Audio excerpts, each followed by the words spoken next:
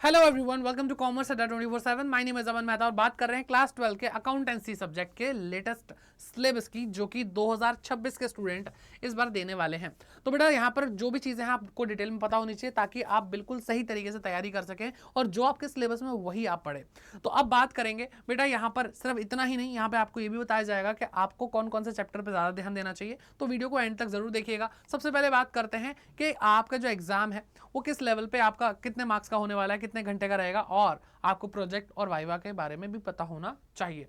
तो बेटा 80 मार्क्स का आपका एग्जाम होगा, नहीं थियरी मतलब जो एग्जाम आप लिख करके देने वाले हैं, जिसके लिए आपको 3 आवर्स मिलेंगे। एंड प्रोजेक्ट की बात करें तो प्रोजेक्ट के लिए बेटा आपको 20 मार्क्स मिलेंगे, और इसमें बेटा 12 मार्क्स आपकी फाइल के होंगे और 8 मार्क्स आपके वाइवा के होंगे। आपको यहाँ पे 3 बुक्स पढ़नी है बेटा, पार्टनरशिप अकाउंटिंग आपको पढ़नी है, कंपनी अकाउंट्स पढ़नी है, एंड फाइनेंशियल एनालिसिस पढ़नी है। लेकिन अब इसको डिटेल में देखते हैं कि हर एक बुक कितने मार्क की आती है, कितने नंबर देके जाती है।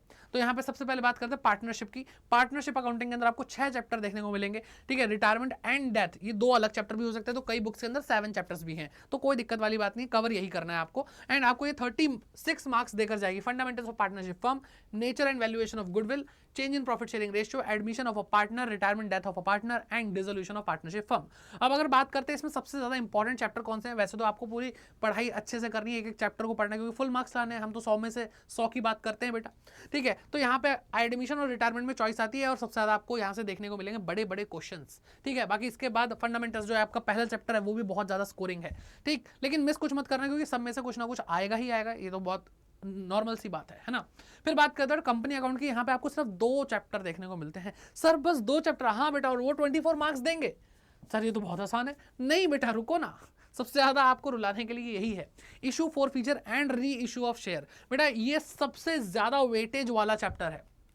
ठीक है, कहोगे तो हर चैप्टर की वेटेज के लिए अलग से वीडियो बना दी जाएगी, लेकिन अभी फिलहाल मैं बता दूं सबसे ज्यादा वेटेज, अगर हम तीनों बुक की पूरे सिलेबस की बात करें, सबसे ज्यादा वेटेज का यही चैप्टर है, और सबसे ज्यादा बच्चे को इसी में मेहनत करनी होती है।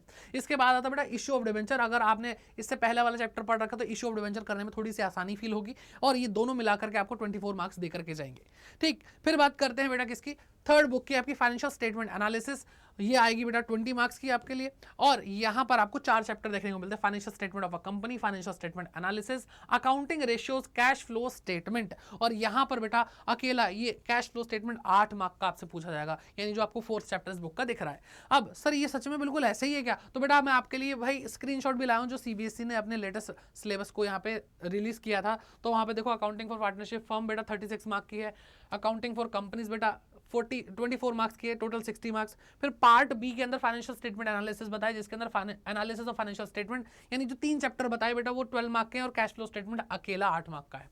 ठीक है, तो इस तरह से आपके कुल मिलाकर के बेटा यहाँ पे तीनों बुक कवर होती हैं। लेकिन उसके बाद आपको क्या करना है बेटा, प्रोजेक्ट की भी बात करिए तो प्रोजेक्ट में आपको प्रोजेक्ट फाइल 12 मार्क की बताइए, वाइवा वो से, यानी आपका वाइवा जो होगा बेटा 8 मार्क्स का होगा। इसके ऑप्शन में आपको बता रखा है कि आप चाहें तो बेटा कंप्यूटराइज अकाउंटिंग भी कर सकते हैं, और प्रैक्टिकल वर्क के लिए क्या होता है बेटा, जो प्रोजेक्ट फाइल और वाइवा होगा वो आपकी फाइनेंशियल स्टेटमेंट एनालिसिस यानी पार्ट बी के हिसाब से होगा। ठीक है, और अगर आप पार्ट बी कंप्यूटराइज अकाउंटिंग चुनते हैं, तो आपका जो प्रैक्टिकल वाइवा ये सब चीजें होंगी वो बेटा कंप्यूटराइज अकाउंटिंग के थ्रू होंगी। तो आप कमेंट करके बताइएगा आप कंप्यूटराइज अकाउंटिंग पढ़ेंगे या फाइनेंशियल स्टेटमेंट एनालिसिस पढ़ेंगे।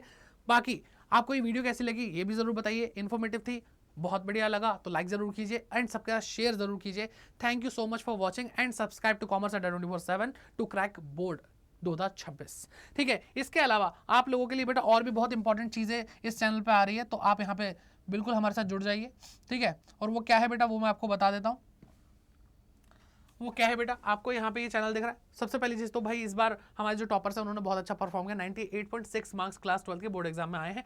बाकी वीडियो सेक्शन में जाएंगे, आपको यहाँ पे मिल जाएगा बेटा कॉमर्स डोमेन के लिए, कॉमर्स के लिए जो बेस्ट बुक है क्लास 12 के लिए, वो आपको यहाँ पे मिल जाएंगी बेटा, और ये वीडियोस मिल जाएंगी, और बाकी इंपॉर्टेंट वीडियोस आती रहेंगी। एंड आपको लाइव सेक्शन के अंदर भी भाई पढ़ाया जा रहा है, तो डेली आइए, क्लास को ज्वाइन कीजिए, एंड बस पढ़ते रहिए, और अच्छा स्कोर तो आप करेंगे ही। All the best.